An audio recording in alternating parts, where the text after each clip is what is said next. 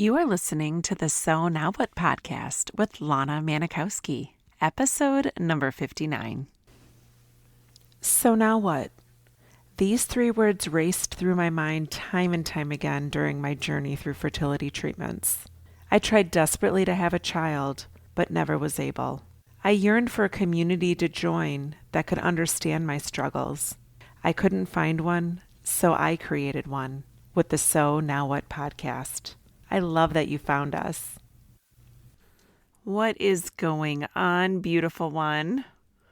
Hope you're doing well. I'm doing great, actually. Lots going on. Things are buzzing away, keeping me busy. So this week, I want to talk about part 2 of episode 58, where we talked about people feeling sorry for us. If you haven't listened to that episode, I advise you go back and listen to that first and kind of get a little bit of context about what I'm going to talk about this week. This past weekend, we had a wedding in our ethnic community. If you don't know, my family is originally from Serbia, so we have a very close-knit community. I grew up in an area that had a ton of people from Serbia, a lot of people in my high school, a lot of events for us to go to as kids, traditional dances, folklore, all this type of stuff. It was really like a fun environment to grow up in. So there was a big wedding for a family that my family has known for many generations. And historically, weddings used to make me really sad during our fertility journey, but especially after we found out we couldn't become parents because, it's like you go to this wedding, you see this couple. I would put myself back into that place of all the things I did not know were waiting for me, all the challenges that I had no clue were ahead of me when people were wishing me years of good luck and many kids and prayers about growing and fruitful family. So weddings historically have taken me back to a place that I felt really sad. I felt a lot of emptiness, a lot of self-pity. So that's exactly what we're going to talk about this week, how self-pity holds us back and how of all the negative emotions that exist, self-pity has no place for us. I see way too many women with infertility have their dreams robbed by self-pity. So let me first clarify. Self-pity is much different than self-compassion. The definition of self-pity is excessive self-absorbed unhappiness over one's troubles. That is much different than having self-compassion. I think a lot of us go through a period of feeling self-pity, and absolutely no judgment for that because it's just something that you might not be aware is optional. We start pitying ourselves because we're not happy, and we start to feel bad about feeling bad. So like my wedding, for example, I could start feeling sorry for myself because I feel incomplete, which makes me feel bad and totally disempowered, and then feel like I should just skip the wedding. I shouldn't go. I shouldn't report my podcast. I shouldn't teach a class. I shouldn't work with any of my students today. And then I'm feeling bad for feeling bad. Why do I have to be the one that feels this way or the one that does all the work on myself?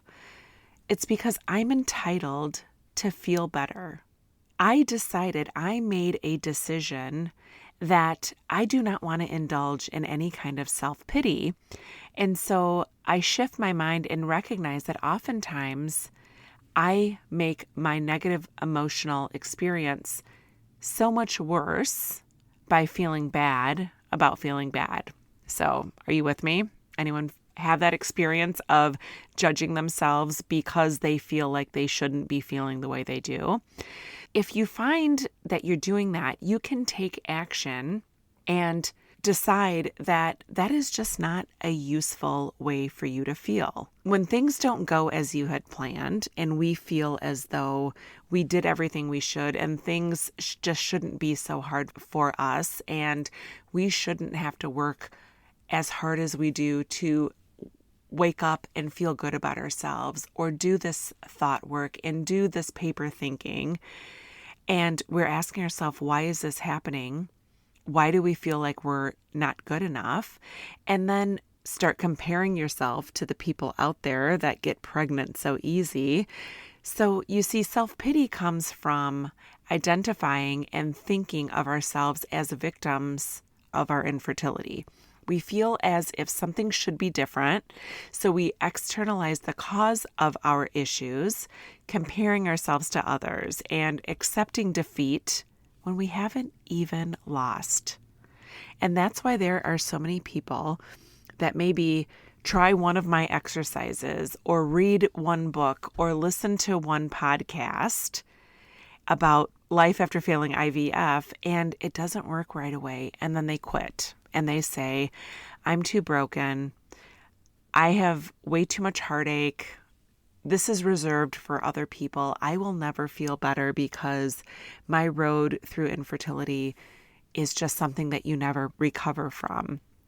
So they end up quitting and then ensure that they are never going to get to the other side of things where they feel fulfilled again and they feel like they are thriving again.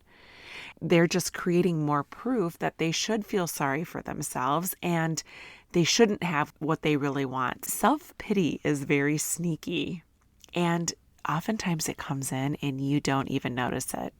And you'll start to feel bad about yourself and for yourself. I'll give you an example. Have you ever noticed that when someone is going through something horrible and you might say, oh my gosh, I'm so glad that is not me. I am so glad I'm not having to go through that. That's what your brain is saying about you when you are sitting in self-pity.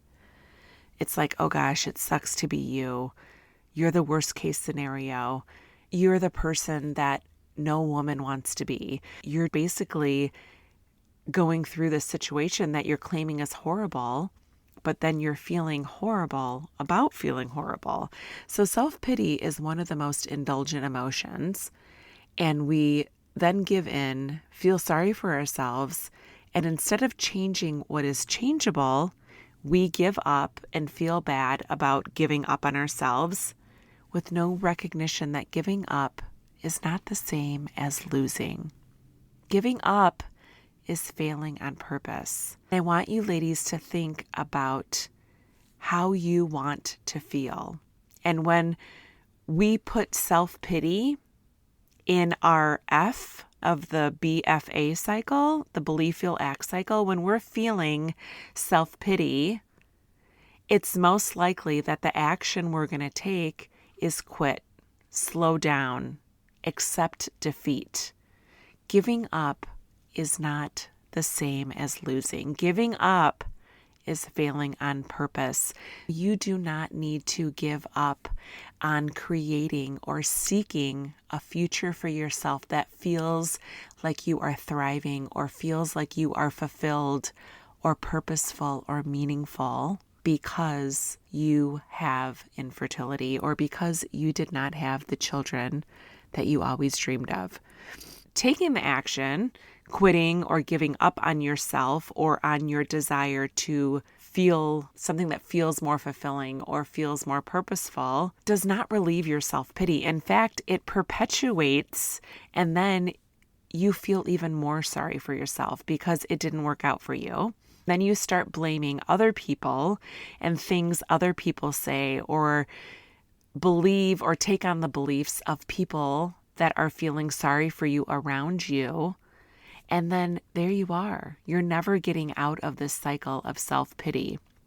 Be really aware of this and ask yourself, am I feeling self-pity?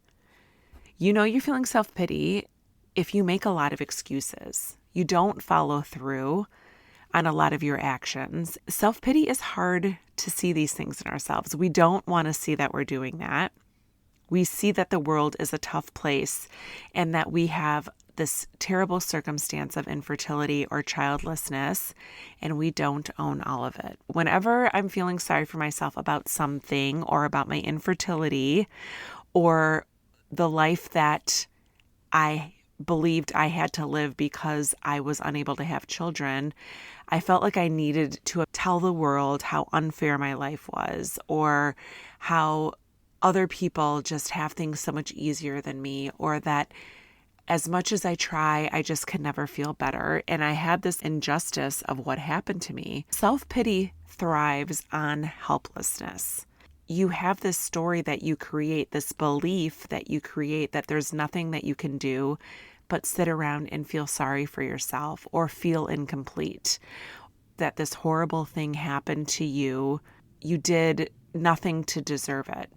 What I promise is that you can change your thinking about it when self-pity is whining and complains. So when you hear yourself whining, and of course I hear myself whining too, and I'll catch myself and I'll be like, wow, I'm really feeling sorry for myself. I feel like I'm entitled to more, and yet I don't want to take the action to get more out of my life. I just want to sit here and feel sorry for myself. You can't feel sorry for yourself and indulge in self-pity and also take effective action at the same time. So it's clear that you're either doing one or the other. It feels terrible when someone feels sorry for you. We talked about that in last week's episode. And you never want someone to pity you, yet you're doing it to yourself. When someone is pitying you, you don't necessarily want to be around them, but you're doing both when you have self-pity. You're feeling sorry for yourself, and you're being felt sorry for by yourself. So it's a terrible place to be, and it's just not useful. Again, remember that feeling sorry for yourself is much different than having self-compassion. One of the reasons my students have so much growth and thrive and feel fulfilled after working with me is because they learn the skill of self-compassion in a way that moves them forward. Not in a way that sets them back, not in a way that they have a list of 10 things not to say to women with infertility. They realize that they want to have a life that feels so freaking good again because they don't want to give up on who they can be in their future because they couldn't have children. We don't do that by feeling sorry for ourselves. We do that by being very curious when feelings come up. When feelings of sadness, feelings of envy, feelings of comparison come up, we get crystal clear on how those emotions move us towards the person we want to be in our future that is thriving, feels fulfilled, feels purposeful, wants to leave a legacy behind that does not need to include having a child. This at all piques your interest, or you're wondering how you can make that transition. If you are somebody who wants to be that successful person in your life again, and that person that is fearless, and that person that goes after their dreams and their goals, I can't wait to help you.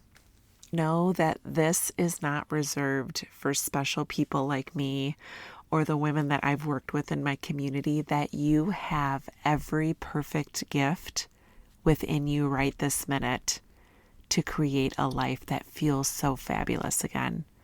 Have a beautiful week. I love you. And remember, it is never too late to discover your meaning. I'll talk to you next week.